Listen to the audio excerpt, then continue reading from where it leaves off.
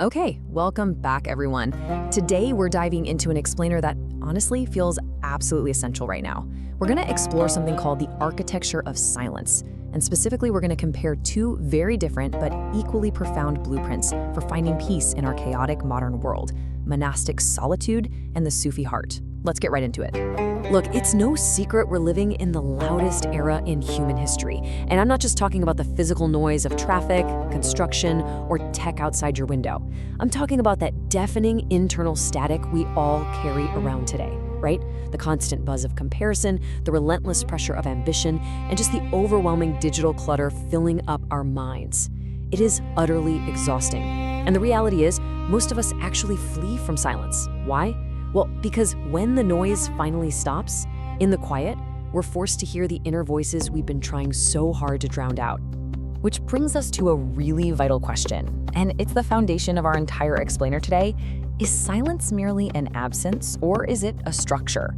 We usually assume silence is just running away from loud things, a simple absence of sound. But for the true seeker of peace, silence isn't an absence at all. It is a structure. It's a highly intentional sanctuary that we actually must build for ourselves. So the crucial point is figuring out how we actually build that sanctuary. As you'll see, we're breaking down two blueprints today. Over on one side, you have the Western approach of monastic solitude, where the walls of your sanctuary are built out of heavy stone, and the goal is to literally leave the world behind. But on the other side, we have the Eastern approach of the Sufi heart, where the walls are built entirely of intention, and the idea is to be in the world, but not of it. So, which one of these holds the key to your peace? Let's start with our first blueprint, Section 1, the fortress, or monastic solitude. Rooted deeply in Christian monasticism and heavily echoed in the rigorous discipline of the Stoics, this approach views silence as a rigid, protective fortress. The logic here is actually super practical. The world is just packed with external things that constantly lead us astray and distract us. So, to protect the soul, you must build a hard physical boundary. This brings us to a concept known as horizontal silence. Basically, this means physically moving yourself across the map. You are intentionally getting as far away from the noise of society as possible to find God, or to find your true self. Think about the Carthusian monks, for example. They achieve this through strict, total isolation. No speaking aloud, no social vanity, zero distractions. They build literal, physical walls to achieve this profound state of quiet. Now, what's really fascinating is how this monastic isolation connects back to the great Stoic philosophers. Marcus Aurelius famously wrote about the inner citadel, stating that you can retreat into your own mind at any time. But the monastic tradition takes this Stoic idea a step further. They operate on the belief that your physical environment deeply dictates your internal state. To them, you can't just rely on your mind to block things out. You need the actual physical walls of the monastery to keep the chaos at bay. So, the core lesson of this first architecture is that silence operates as a shield. I want you to picture your focus and your inner peace as a tiny, flickering flame.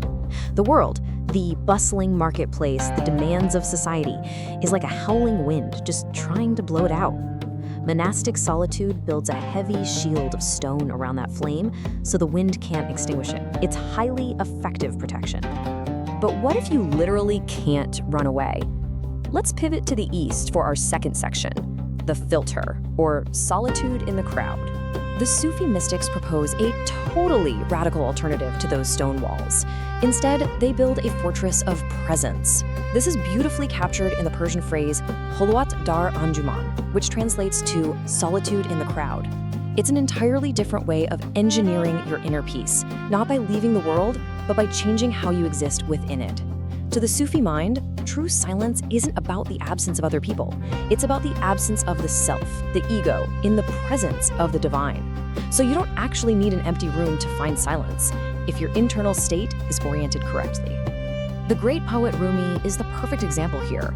He didn't just find God hidden away in some isolated cave. He found God right in the beating rhythm of the busy marketplace. This internal architecture allows you to maintain a state of total, silent communion no matter your physical location.